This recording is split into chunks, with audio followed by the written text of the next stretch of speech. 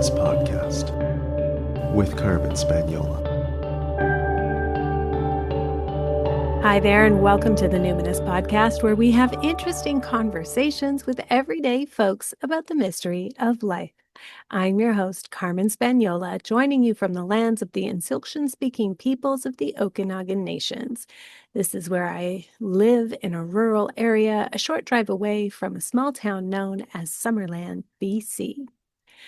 This season is kind of like one of those greatest hits tapes where you get all your favorites, plus a couple of new tracks thrown in. For this episode, I am thrilled to welcome back to the show for the fourth time my friend and beloved mentor, Dr.Cyndi Brannen. For folks new to her work, Cyndi is a world-renowned expert on modern Hecatean witchcraft. Her seminal book, Keeping Her Keys, published in 2019, continues to be a best-selling title in the witchcraft category. She has since published 3 more books on Hekate, a trilogy, begun with Entering Hecate's Garden in 2020, Entering Hecate's Cave, which came out in 2023, and now finally, just this past summer, Entering Hecate's Cauldron, Spells, Spirits, Rites, and Rituals. In this episode, we will talk about rites and rituals, but we'll also go more deeply into Hecate's parentage and her coterie of counterparts, the other deities and allies that show up in her myths, and even author her myths, as we'll hear later on. So make yourself a cup of tea, pull up a chair with us, and please welcome back to the show, Dr. Cyndi Brannen. Welcome back to the show, Cyndi. It's lovely to have you here. Give us the update since last time you were on. What identities are you leading with today? I love that you asked this question, and I try to, prepare for different, like I'll say this or I'll say that. And then I'm always like, just answer with whatever comes up naturally. What identities am I leading with today? I think I'm leading with mom. Got lots going on with my 2 grown sons, wife, because to be honest, my wife is a chef and she has cooked supper and it is permeating all the way up here to my office through closed door. And I'm just like, I'm looking forward to supper. How awesome is that?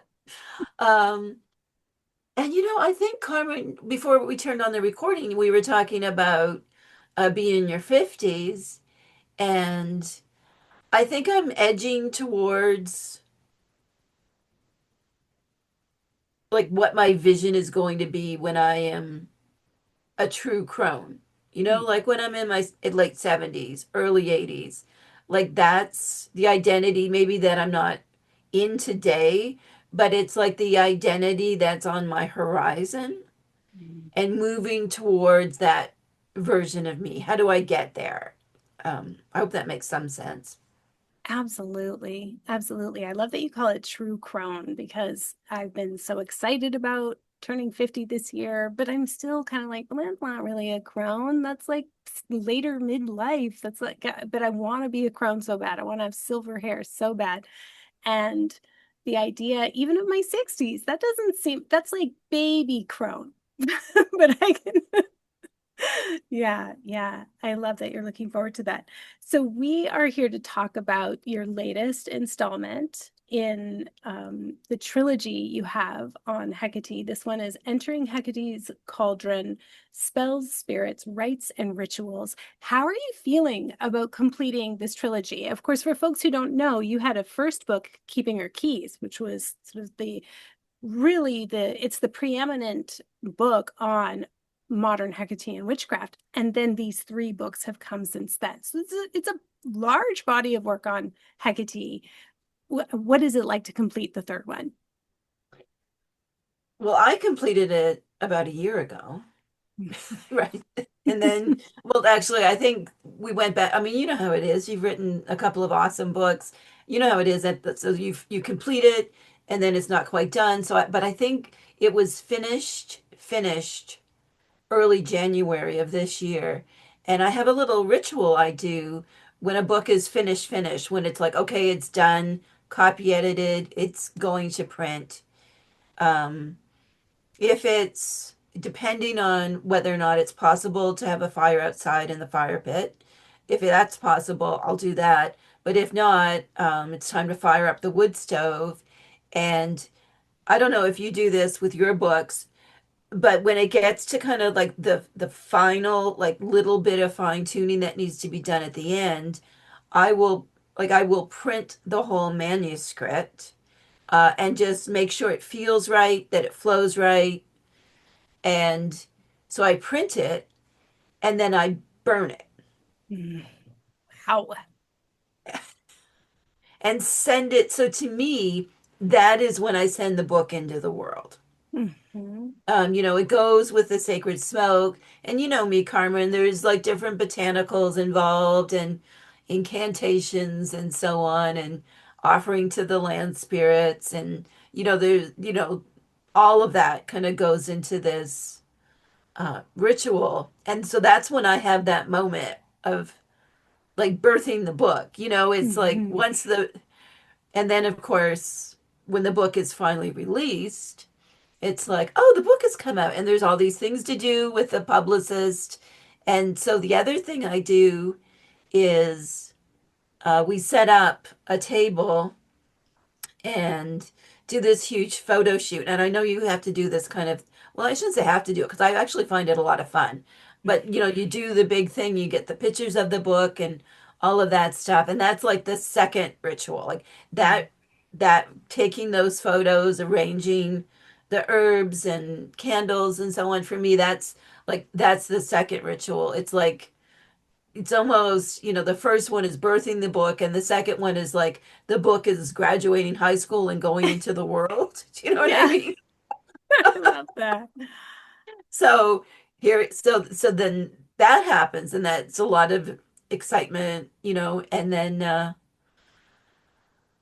I just kind of feel like the book is its spirit onto itself, because something that I can get caught up with, um, I think because the Keeping Her Keys book has sold so well and continues to sell really, really well. Um, and it was such a shock to me. Like I'm still like, oh wow, like look at that. Um, so I can get into this kind of shock and awe. Like, look Mm. what you did, Cindy. You wrote another book. And so when the arcs and the copies, like the author copies, when they come, that's another ritual. So there's always kind of like these different personal rituals I do. And then I feel like once the book is for sale, in a way, I detach from it. I Mhm. mean, there's things to do, like, you want, if people are sharing your books on the socials, you want to make, you want to try to share some of them as Mhm. well, just to give people some, um, reinforcement, because they went to all the effort of taking photos and putting up something you did. So I do Mhm. like to like share things, reshare things that people do. Um, so there's a lot of excitement, and then it becomes, well, it's just my grown child out in the world now. That Mhm. you know and because I have the coven, the books are very much a part of my everyday life, because they're actually textbooks for my Mhm. students. So yeah, and so it's just an ongoing, yes, they're an adult child, but also we work together. And I see my books as spirits. They have personalities, and carry like the signatures of who I was when I wrote them.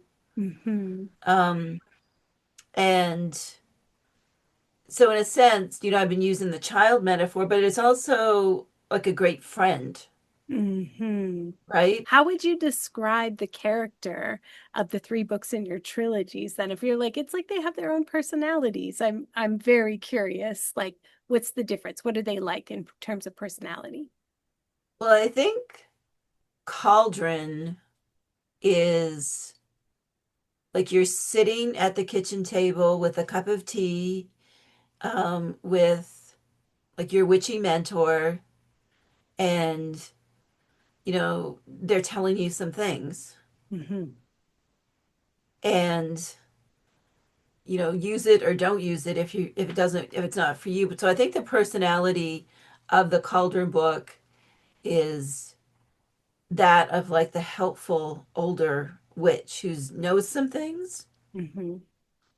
and probably isn't going to steer you wrong. And also, if it's not for you, she does not care. Yeah. She does not care. It's not her concern. You will not offend her if you don't like her spells and rituals. Trust me. Yeah. That maybe I'm projecting a little bit of my own personality, but I do think Cauldron, uh, because it is written like a book of shadows and it's things that I've done over the years and taught. I do feel like Cauldron is like my personality is like my actual personality, Hmm. as a witch really comes through in Cauldron. It's Hmm. certainly there in the other books in the trilogy and the Keeping Your Keys book. But I feel like this book is much more like if you were just here hanging out with me, things we might talk about. Hmm.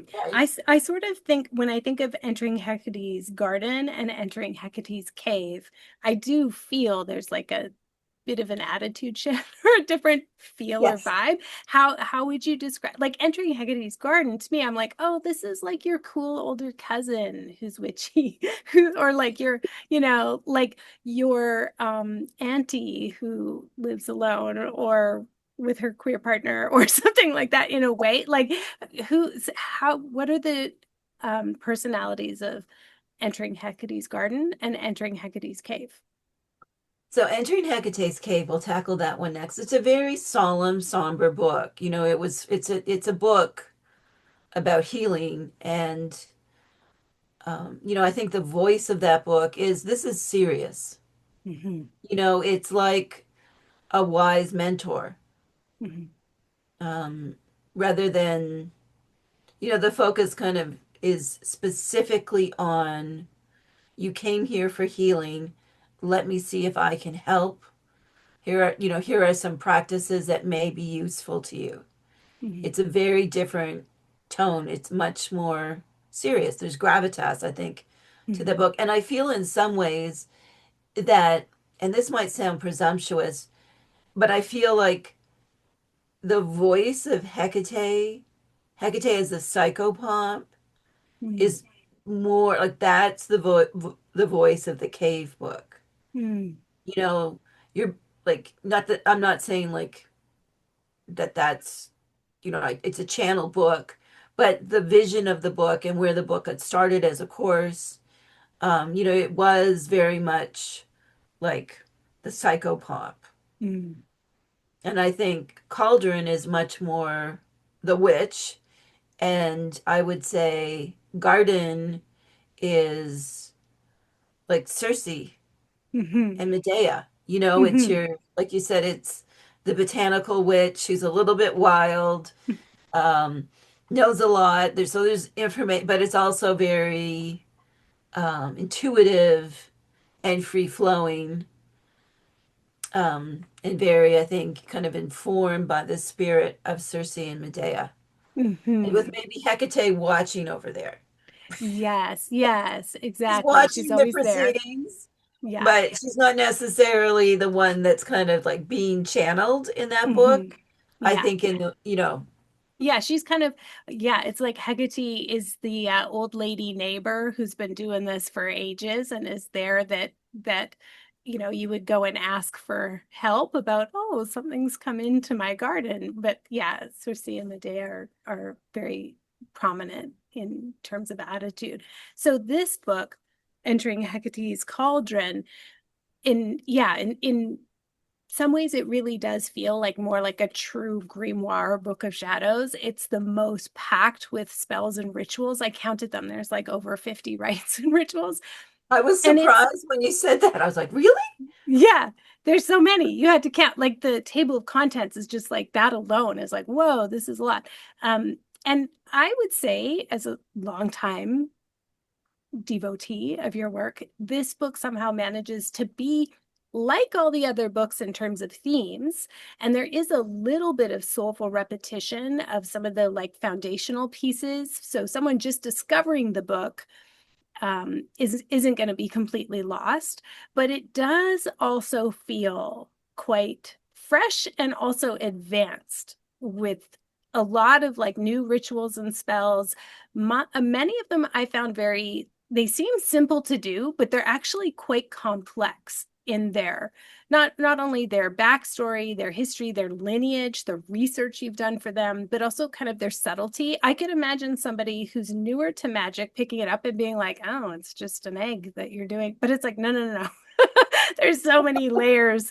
This is the cosmic egg. This is an ancient ritual. This is, so I don't know. Like I sometimes was like, wow, you might actually have to be a more experienced practitioner to understand just how potent some of these are, even though they seem simple on the surface. So my question is, like, what was your vision for who's reading this book? Is it for more of an experienced witch? Or do you think newer practitioners could kind of start here? It says right on the book, you can read these books in any order. And I would agree. But what was your vision? Was this kind of a love letter to the experienced witches out there? It's partly that, and partly also for anyone, who's curious. Like you said, if we're, that lustral egg cleansing ritual that I included as part of, specifically in the book, I just talked about it in the context of honoring Hekate on the dark moon, which is a modern practice that's inspired by ancient Hecate's suppers. Um, to engage with it, like you said, it's an egg, and I'm cleansing myself. If you're new, that's great. It'll still work because the energy and the intention are what matters. And also, if you're experienced, you can go deeper into it. And like you said, it's the cosmic egg. It's, this lineage that the egg as this sign of new life, and that new life has the power to cleanse and relieve us of our burdens. Like that, so you can go deeper into the symbolism and the spirit of the spell or the ritual. It can be like a simple egg. It'll still work, or it can be this very sacred experience. So I do think that there's different ways to enter into it. No pun intended. Whatever the practitioner's skill level is. Mm. So there's over 50 rites, rituals, and spells in this book. It's a lot. How did you decide to organize things? How have you organized it? Can a reader just like pick up the book and start anywhere? Or would you recommend certain chapters first? Like, as a practitioner myself, I love that organizational quality of like, what order am I going to put them in the book, or how am I going to group them together? Tell us a bit about how you arrange the books thematically. Um, I think with all of my books, I have a certain structure, which is there are certain keys that I believe are fundamental to like goddess centered witchcraft. Um, and although the cave book is not at all a book about witchcraft, it's about healing. Those practices apply there too. And so contemplation that includes meditation, that may include pulling cards if that works for you. So my books are always front loaded with things that I think are fundamental to spiritual practice. And I taught, and I'm an author and a teacher, so there are certain things I do. There are many different ways to kind of achieve this like attunement within yourself, this regulation where you're connected to your intuition and you're not like in a stress spiral all the time. But I have a certain like set of tools, I offer. If people, if it works for people, that's great. If it doesn't, that's fine too. Um, so all the books kind of start with that. This book is different because I wanted to write a book about witchcraft, like witchcraft. So I start the book with a spell. And I don't want to spoil the way I did it, but I introduce it kind of incrementally and hopefully illustrate, that spells are words and intentions and images and symbols and correspondences. Like that's what puts a spell, makes a spell a spell.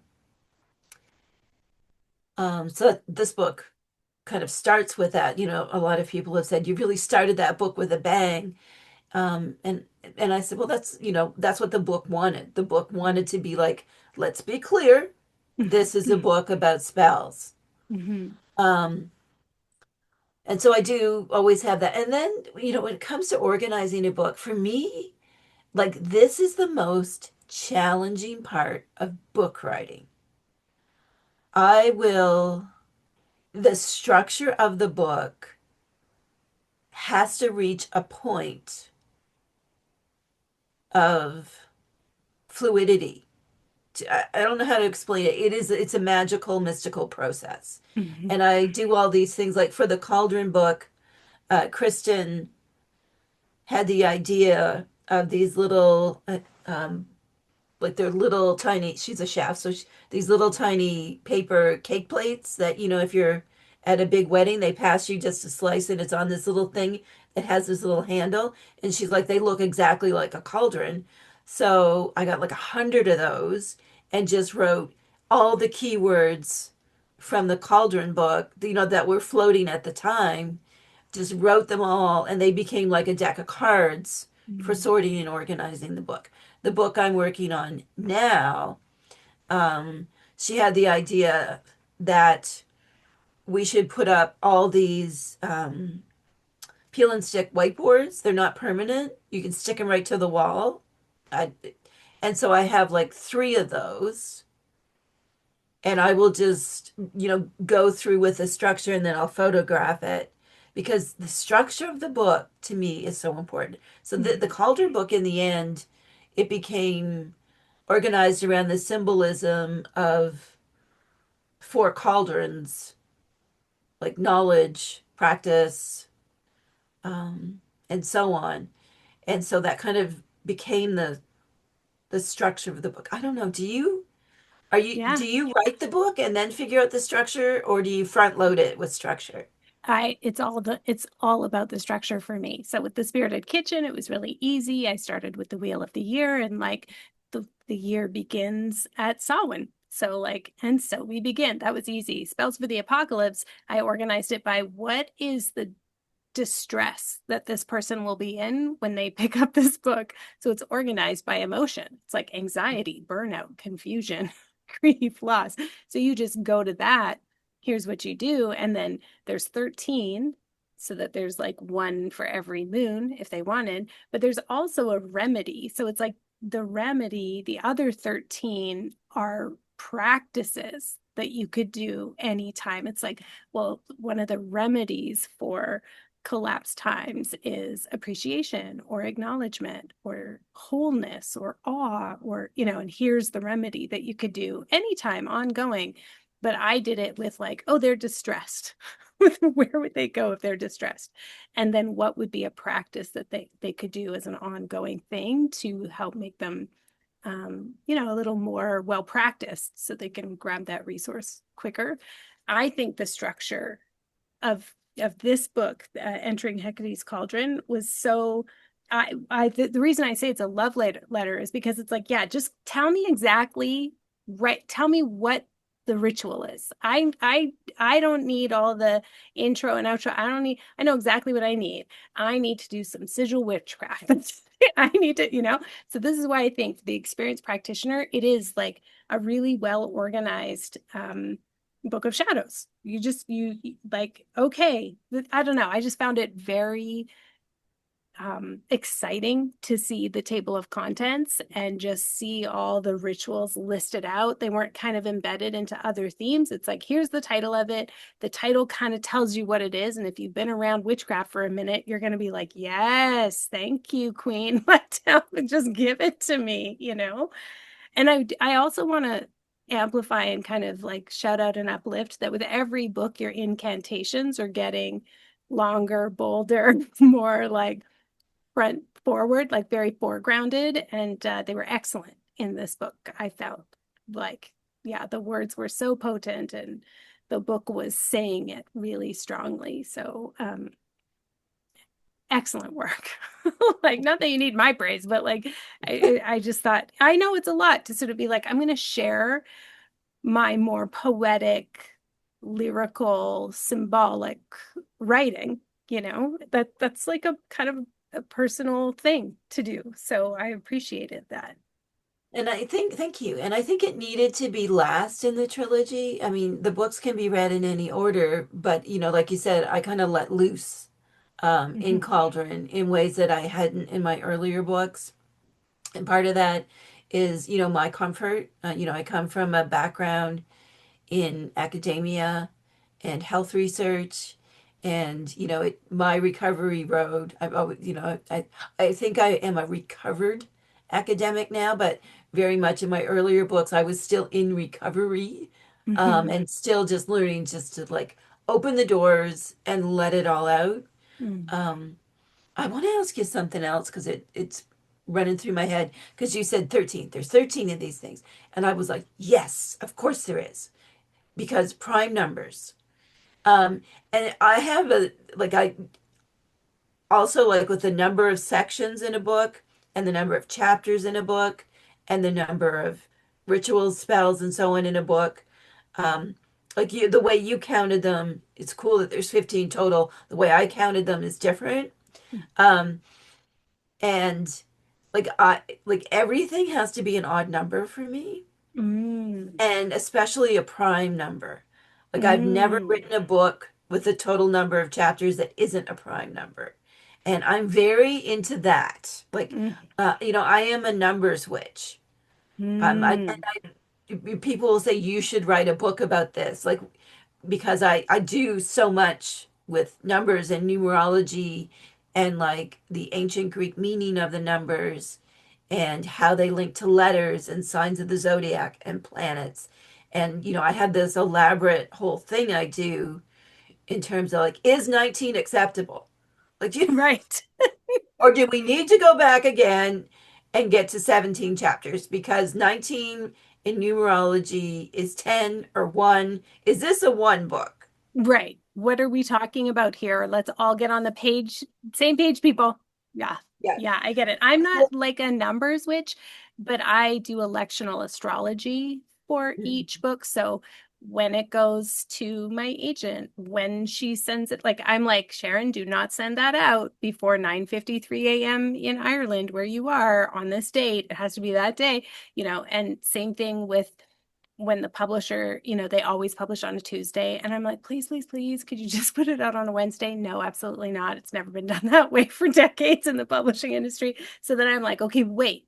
If it's coming out in January, I have to get my electional astrologer to decide which Tuesday in January is the best day for this book to come out, so that's when I become like a little bit more of a fussy author. I try not to be like a total diva about stuff and pretty like go with the flow on a bunch of things, but no, I'm not as much of a, yeah, 13 was very important to me. Made sense also in just like if a person is going to practice, if a person is going to do, then they're gonna body double with the moon. That's gonna be the easiest way to like keep them on track.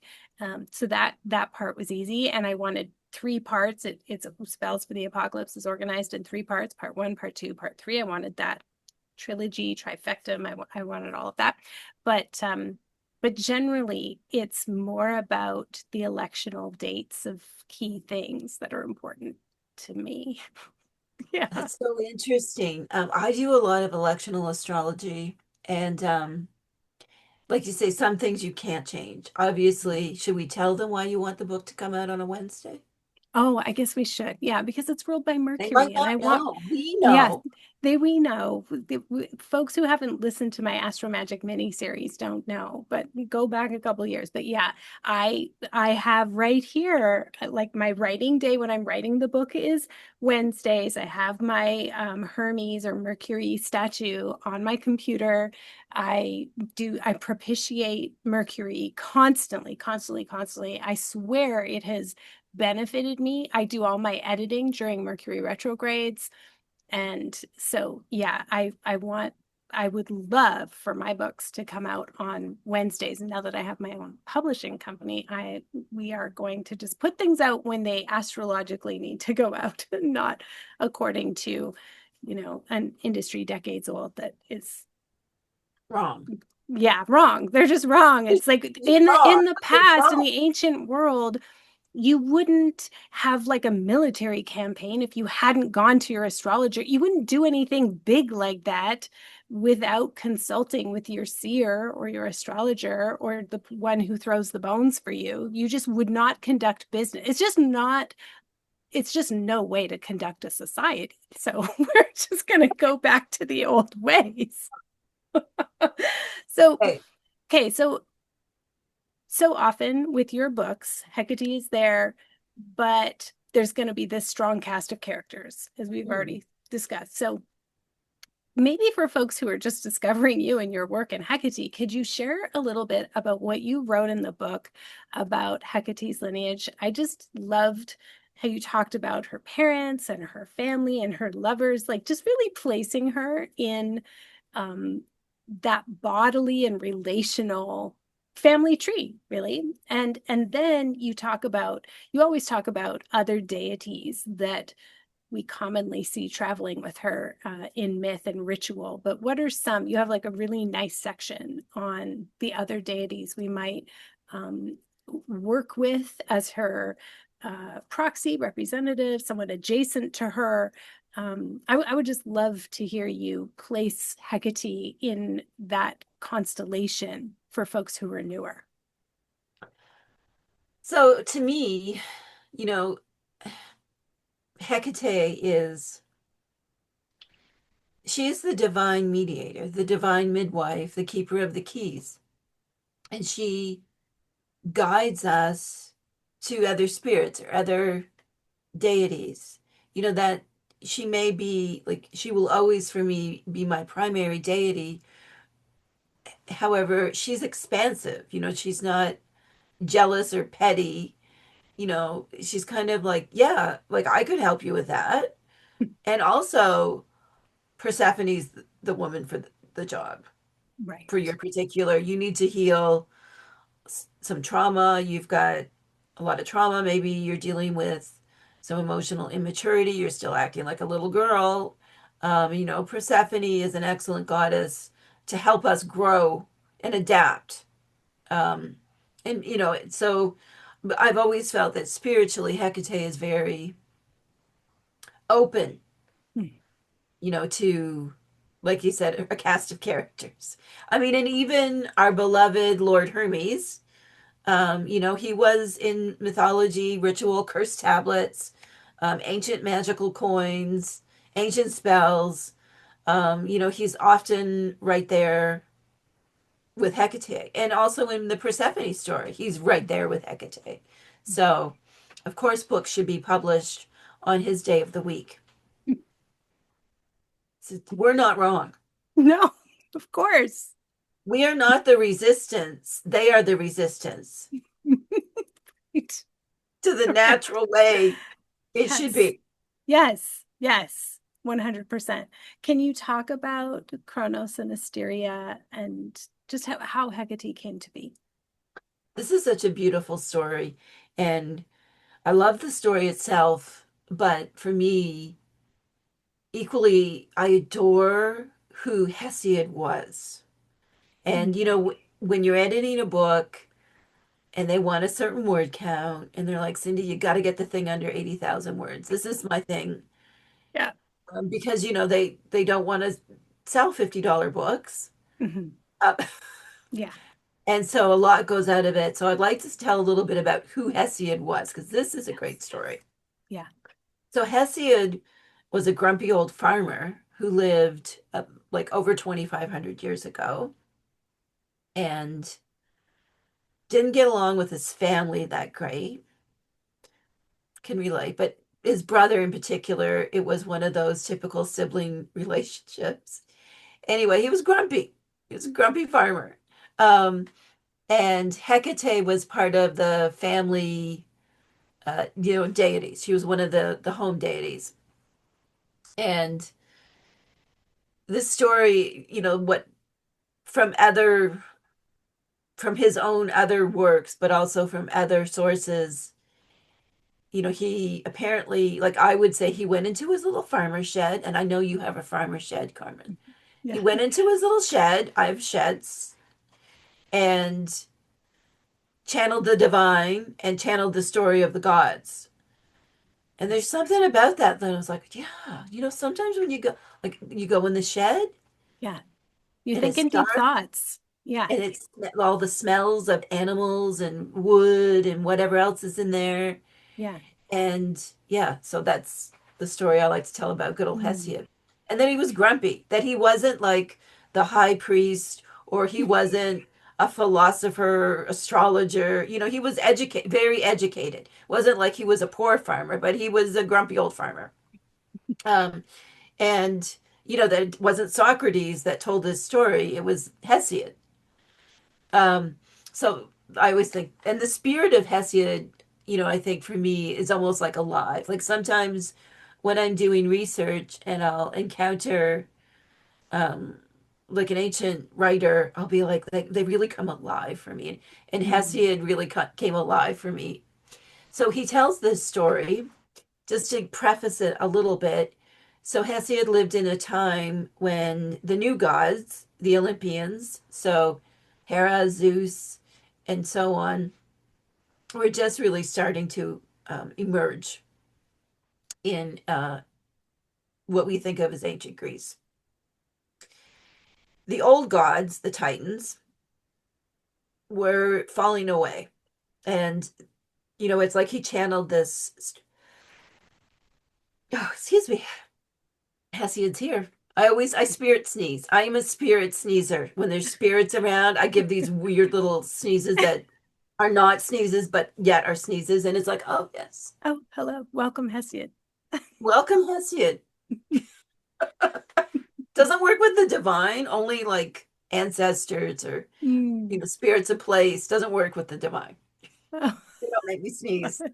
They had to have been immortal at some place, at some Mm. point. Anyway, back to the story. They had to have kicked up some dust, right? Like Yes. Hesiod in his shed. It's always going to be dusty. Right. Yeah, I love it. Um, So he channeled this story that kind of made sense of what was going on culturally. So the story becomes, and I mean, other authors kind of tell this story. It was called the Gigantomancy. There's this big war between the old gods, the Titans, and the new gods, the Olympians. And this is the kind of the context. And so he's telling the origin of the gods in his theogony. And when it comes to him telling Hecate's origins, he gives her this beautiful origin story where her mother was Asteria, the stars, the embodiment of the stars, and her father was Perseus or Perseus, who whose name you may be thinking like, oh, it sounds like Persephone, and that's because both mean the destroyer, Mm. you know, um, but also darkness. There's multiple meanings to this. Like when we try to translate words into English, sometimes we don't have words that kind of express what the original word means. So, so it's this, she's the stars, she's the light in the night, and her father is the darkness. He's the void. Mm. He's what's behind the stars. Mm. And she was always an only child. And he goes on this kind of checklist of all of Hecate's talents. And it's quite dry. It's not juicy like an Orphic hymn, Mm. uh, you know, but I love that. his section, I call it a hymn to Hecate. It's not technically a hymn, but the section on Hecate where he's like, and in sporting contests, she is there. And in government matters, she's also there. Got a contract to sign? Call Hecate. Going out fishing? She's your goddess. Like, he's just pointing all these things that need to yield a good harvest. Guess who? Um, and that she, like, and it's so this very great mother figure kind of emerges in this very kind of like checklist. You can see like him doing a PowerPoint. You know what I mean? Like a checklist Yeah. PowerPoint. Hecate's good for, right? And and then of course children, the divine midwife, like she's just this benevolent figure that is always present with us as humans. She doesn't live on high. She doesn't dwell in the underworld. And interestingly, she also has the ability to traverse kind of like the everyday land of mortals and the upper world and the underworld. She's not stuck in any of those worlds like Hermes. She can transcend them all and go where she wants Mhm. because she's the divine mediator. So she just comes through as this very, like you said, very present force that's like with us on the ground. We're on, like you said, getting dusty, getting dirty. She's with us, not distant and aloof, demanding propitiations. I Mhm. mean, he does have a line that says, if she feels like it, you'll have a good catch fishing. But if not, well, Right. like, so it's not a lot about you have to do these things to gain her favor. It's like she favors humanity Right. by her nature, Mhm. because she kind of has free range and she doesn't have to serve um, other gods, higher gods. She is that divine mediator. That's her role. Um, And so, of I course, love she's that going to show passage. up with many others and be in many places. I love Yeah. that. I love that too. So, we are recording during eclipse season. Mhm. And also, I would say it's eclipse season astrologically, but also it seems like very eclipsy socially broadly in the scheme of things, and it seems like a good time for letting go of things, or just letting things change, letting things be different, letting things go. We let go of summer, we allow certain things to decay or die on the vine. I think this process of releasing and letting go, so that who knows what can happen. Maybe something revolutionary, maybe birthing a new world. We don't even quite know yet. We're not even that far yet. It's kind of still time to let go. Can you recommend a couple of good release rituals to help folks transition at this time of year into maybe a more contemplative or a cozy autumn season? Or I mean, it doesn't have to be cozy. It could be pretty cut and dried, I guess. But what would be some good rites or rituals from entering Hecate's cauldron? How about cozy, cut and dry? You're warm and cozy. There's a blanket, or at least like a nice something wrapped around you, and you are doing a ritual. Don't set anything on fire. Um, Not that I've ever done that. That I've ever Had things lit accidentally catch on my own fire. flannel shirt on fire. Um, and I think you're right. Like, we don't know what's coming. We live in a troubled world. Your spells for the apocalypse. Certainly, like, there's an undercurrent in, I think, all of my books. Like, things are really changing. Hecate has emerged because we are at this Mhm. phenomenal juncture, and all the astrology tells us the next 2 years are going to be huge tipping points. Things are going to get worse before they get better because the old order has to fall. And we need to like stand our ground and not succumb to the hatred Mhm. to protect those who are victimized and do what we can to protect ourselves and others. There's so much going on. And at the same time, when you said, well, what rituals would you recommend? I'm like, I would recommend the ritual of disconnecting from social media Mhm. and the news. Right. And that's the ritual I would recommend. And just doing it for 15 minutes a day. It's like a reverse ritual Mhm. where you only do the thing for 15 minutes a day that causes you anxiety, so the other 23 hours and 45 minutes can be sacred. Right. Mhm. That is that's how I feel about it.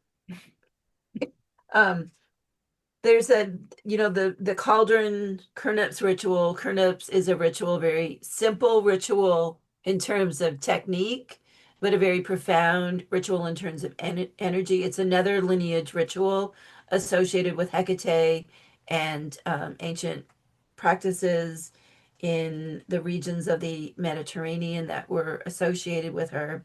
Very simple ritual. Anyone can do it. Well, if you live in a house where you can light something on fire.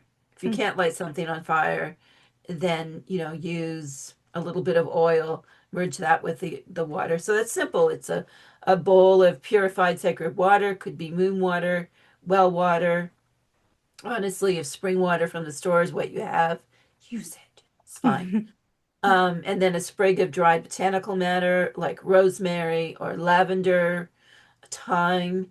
If you know your herbs, then you can add that layer, the essential qualities of the herbs to the way you are approaching this ritual. You light the sprig of water on fire, you say an incantation, and then you immerse it while it's still on fire in the water. Then you purify self, others, home, direct it across the energy field to where what your focus is for broader cleansing. That is a ritual that I've been doing for so long. I know it works. Like, it changes the energy tone in the room immediately. Mhm. And the idea is that the sacred water becomes the catchment zone for any miasma, which is Mhm. an ancient Greek word for, like, we call it toxins. Any energetic toxins we're carrying, any kind of spiritual gunk that's floating around Mhm. in your home. But then you can also, if you're confident, you can direct it broader than your home to a Mhm. group that you belong to and so on. And it's a very, very powerful ritual of release because it's cleansing, it's letting go. Any, like I said, if you can't do it with the burning botanical, you could use like an essential oil of the botanical and you would Mhm. achieve a similar result. I know people who've had to do, we call it emergency turnups. So, like, emergency turnups is like you get a match and like a thimble full of water, and that's All what you got. right. Because right, because in a hotel, because you get to the hotel and there's like something happened in this hotel that will not leave me alone. Like, I can sense something troublesome, not even necessarily malevolent, just like, Right. as being empathic, like like, Mhm. oh, there's something here that has left an imprint. So I love Kurnips as a ritual of purification, and purification is just a fancy word for saying, getting rid of the shit. It's release, Mhm. right? Mhm. Mhm. So we can call it purification or cleansing, but it's releasing work. That's what that is. You are letting go. So I love that ritual. We talked about the lustral egg cleansing ritual earlier, and that can be a really serious ritual. And that can be done with the family too. Like, if you have children and you don't want to, be having fire and like sacred water and chanting incantations, you could do like the lust with your children. Oh, I will say this, looking at all the exercises in the book, um, you start with release. Like if you want abundance, if you want a new personal system, or if you want a new world order, like there is only so much energy we can hold. There's only so much energy a system, a community, a society can hold. The planet can only hold so much energy. Mm-hmm. And things need to be released and let go of. Symbolically, they are often, we can see them as being released into the earth or released into the air, and they will be repurposed. But nothing leaves this planet, really, Mm-hmm. right? Like nothing leaves the atmosphere. It doesn't go all the way to outer space. Mm-hmm. Everything on Earth is recycled, Mm-hmm. including us. Mm-hmm. So, it's like letting that go, and that the being in tune with the reality that all must die to be reborn. And there will be a rebirth. But if we're just holding on to everything and not letting it go, whether it's ways of being or habits or the whole myriad of things, like if you're not willing to do the release work, you're never going to get to the manifestation side of things. If you're already too crowded and there's no room for what you feel called for or what you hope for, like you will never get that as long as you are just, your personal field is cluttered, you are Mm-hmm. functioning at capacity. If there's no space in your life, nothing's going to come to you. You've got to be willing to give up things in order to have the new, to manifest your Yes. purpose, right? Like you've Yes. got to do it. Is it going to be easy? I am never, and Carmen, I know you're the same way. Neither one of us are going to tell you to stick a bay leaf in your wallet and you're going to get $1 million and all your problems are going to be solved. So if you came here looking for that, you're a little bit lost. But what we will tell you is that magic is real and it helps.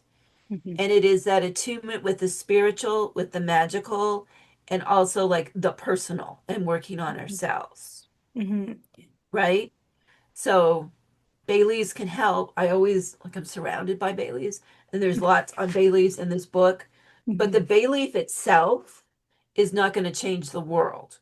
It's going to Mm-hmm. be us. It's going to be the practitioners who say, yeah, I am going to give up this habit, this relationship, this job. I'm going to take a real risk Mm-hmm. because I think witchcraft should be like take 2 steps to the left until you're slightly uncomfortable. Mm-hmm. If you're still Exactly. It's comfortable, uncomfortable. Yeah. if you're still comfortable and that's your capacity, that's fine. But to really go deep into this, you need to kind of get at least a bit uncomfortable. And release work is designed to be uncomfortable. This book isn't about healing from trauma, it is about witchcraft. But there's Mm-hmm. always going to be that element of the energy we carry Mm-hmm. right Mm-hmm. into our spells. So if you have a lot of hurt in your past, that's the place. Go join Carmen's network or go, find a good therapist, find a good IFS therapist, do something. Mm-hmm. Get yourself going. You don't have to be cured, but get yourself going in that direction where you are um, becoming in charge of your own life, right? That you're Mm-hmm. not, the terms of your life aren't being dictated by the past or by anybody else. Like, I think there Mm-hmm. is a real movement, especially like the upheaval that's going on now, especially, like in the United States. Um, like getting yourself as much as you can to the place where you see yourself as the center of your own life is going to really have benefits. Mm-hmm. And Mm-hmm. like there's so much that we can't control except we can manage ourselves. Yeah. Yeah. And And we well, go ahead. in the network, we often call it like uncomfortable, but in a good direction. And we want uncomfortable in the direction of like, we're going to mobilize and we are going to do our magic, and it's going to enable us to take action more confidently. Like if you've gotten signs that you are favored by Hecate, then it does initiate a little more capacity in you to take more risks out in the world. But it's not enough to just be like, oh, I'm favored by Hecate and now I'm like, everything's just going to come to me. She likes a goer, she likes someone who's like willing to get stuck in, as the British will say about gardening or whatever. They want to Right? like, really like put your back into it a little bit sometimes. And this does seem like a moment. And I love hearing, as you said, like Hagate has come through because we are at this juncture, we are at this crossroads, and she wants people are going to go to the crossroads and roll up their sleeves, and make themselves available. Do you have more to say, do you think, about modern Hecatean witchcraft, or are you feeling kind of complete and drawn elsewhere as a writer? Like what is the next book that you're working on? This is such a great question. I am working on my next book. I have been for a little over a year. And like I say, the structure is something like I need the structure to be right. So my next book, I think it's a continuation of my work I've been doing, but it's going in a different direction. It's taking a bit of a turn. Um, I'll always be a Hecate devotee. She will always be, my primary and my companion, all the things. And modern Hecatean witchcraft is what I'll always practice. I can't foresee that changing. That being said, there's more that I want to explore. So my next book is actually about unlocking the magic and mystery of the crown. It's about the dark moon rising. It's about Mhm. women like you and I who are in our full moon years. The moon is full, Mhm. you know, we're doing all of our entrepreneurial things, our spiritual things with our partners. We're getting to a place in our life where we are in charge of our lives. Even when we are perhaps like multi-generational living, or the circumstances might be one way, but we are like in our full moon, like we are illuminated, you Mhm. know. And I had this download for this book while we were waiting in line to see the Indigo Girls, and I just said, "Oh, this is my next book." So my books typically come to me like almost as a vision, and then it's my job to make them. Like the book Beautiful. exists as a spirit, and my assignment is to do it justice and make it material. It's very magical, right? Like it exists, and then I make it like something you can hold or, flick on your screen. So I really wanted to explore that because I've been doing so much research, and I'm just really into this idea that we are in our full moon years. Mhm. Like just because, my marathon running days and, well, I was gonna say mountain climbing days behind me. Those aren't behind me. It's just like easier mountains. Um, did climb a mountain last fall. Um, that we are, especially women, but maybe also the other genders, but I'm a woman, and this is how I'm approaching this book, right? It's like I have, yes, like I might not be able to do the things that I used to do, but at the same time, I'm like in the fullness of myself. And Mhm. I'm just really tired of people seeing women my age as has-beens. Mhm. That because we're not in our 20s anymore and thin and all of those weird male gaze things, it's like I just kind of wanted to write a book that said, fuck all that. We're in Mhm. our full moon years, and our destination is the dark moon. The destination is the crown. Do you see? Mhm. You see what I'm Totally. saying? Oh gosh, I want I want the silver hair. I want the wrinkly face. I want all of that. I want the crone so bad. And being able to be present in this full moon time and not try to like live in a season I'm not actually in is like part of the work. And I think for most people, it probably does go the other way. We're trying to live as like summer's child. We're trying to live in, the waxing moon instead of being where we actually are, right? But instead of trying to go young or be small, I've like always wanted to be older and get to the dark Right, dark moon rising. destination crone, like she's where I'm Yes. going. Right, the Yeah. dark moon is rising, and that's where the crone abides. Yes. And like, how do we get there? Hmm. How do we get there? And it's like 30 years from now, and we're deep in our crondom, not giving a hoot about anything anymore. Hmm. Probably I'll be in my pajamas. I don't know. I Yeah, envision you wearing something flowy and linen. totally. And and it's just like we've done it well, but we are happy Yes. to be here. We are not like, we arrive at the near the end of our life, happy to be there. And this isn't to belittle like all the very real like health problems. I could do without some of those. Mhm. But at the same time, it's almost like if you want, you have to pay the gatekeeper. Mhm. You get wisdom and you get power and you get all of these things that women acquire as we get older, like real power, power with, Mhm. like a connection to the land, you Mhm. know, a connection to our ancestors, a meaningful connection to the people we care about and the communities that we belong to. Mhm. And it's not superficial, it's not performative. We do what we feel called to do, and we are happy to set Mhm. boundaries and say, I don't care about that. Mhm. Or, someone says, well, why did you do that? I felt like it,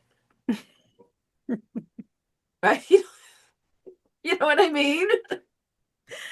I But do. that kind of liberation, and Mhm. but that's us, like you said, baby crones or we're starter crones. Like we're just getting there. But like women, like life expectancy in North America is like 86. Mhm. So we really like in terms of lifespan, you and I are in the full moon, Yeah. right? Yeah. Like, so why have we been, saying that like the whole societal thing Mhm. that if you're not young and used to be having children, but now it's that plus your career plus Mhm. all the other things, Mhm. that kind of striving and hustling. Mhm. Like, why is that the desire? I would take me now over me 30 years ago any day of the week because she was neurotic and she had some problems, like Yeah. self-created problems. Yeah. Yeah, 100%. Oh my gosh.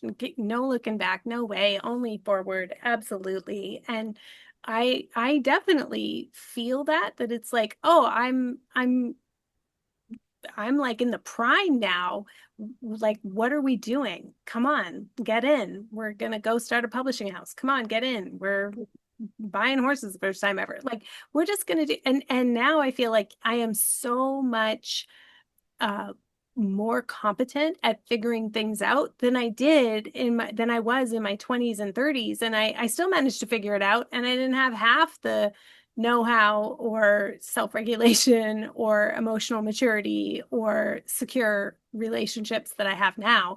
Now is the perfect time to just be starting things because it's from a foundation. It's like, okay, destination, let's launch, let's go. I can't wait.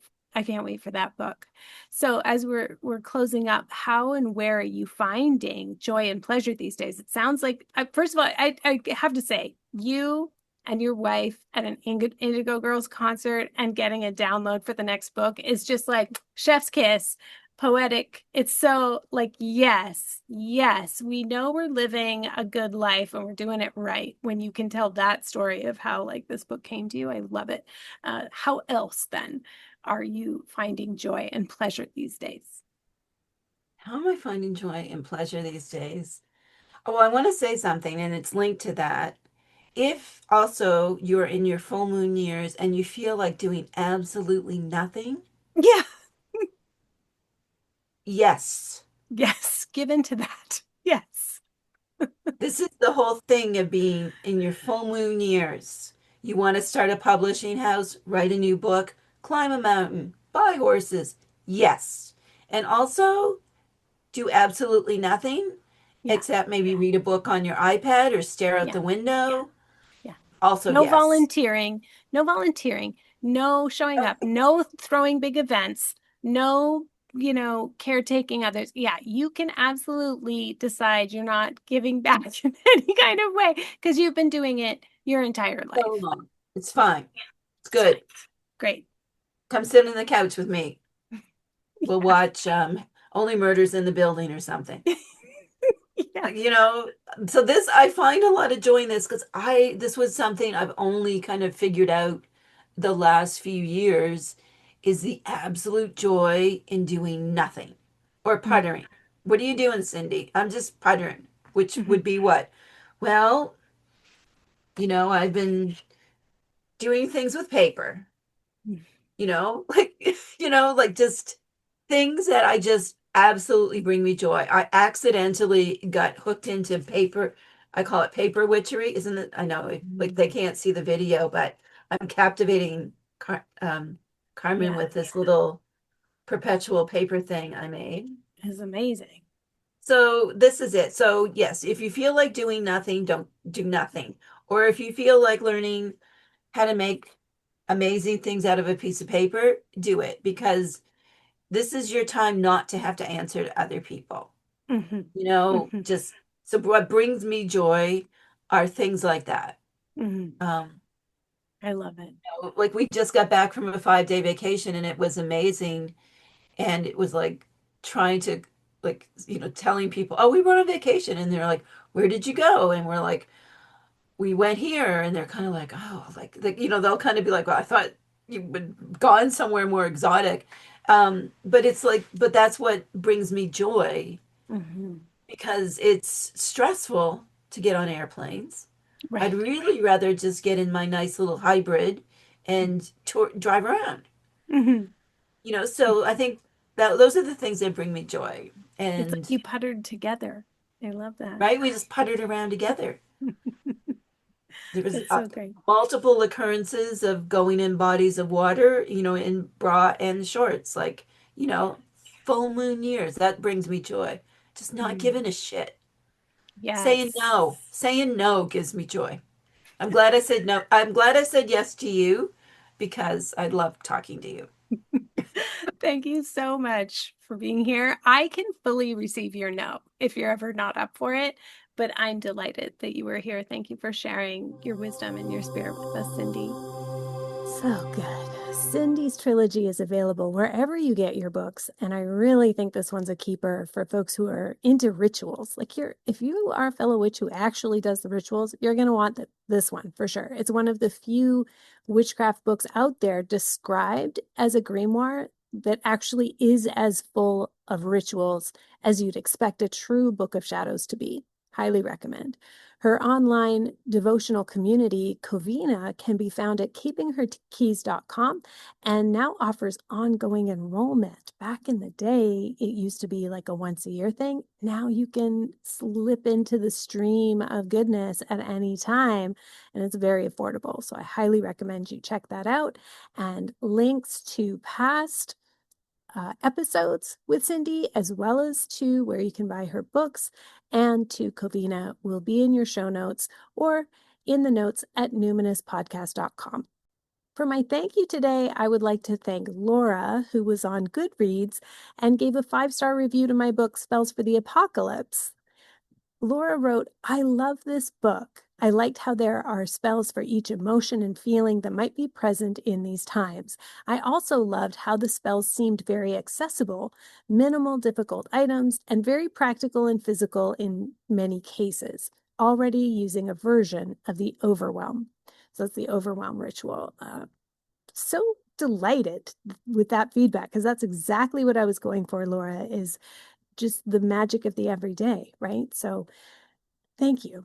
thank you for taking the time. Thank you for sharing the specifics of how you're using the book.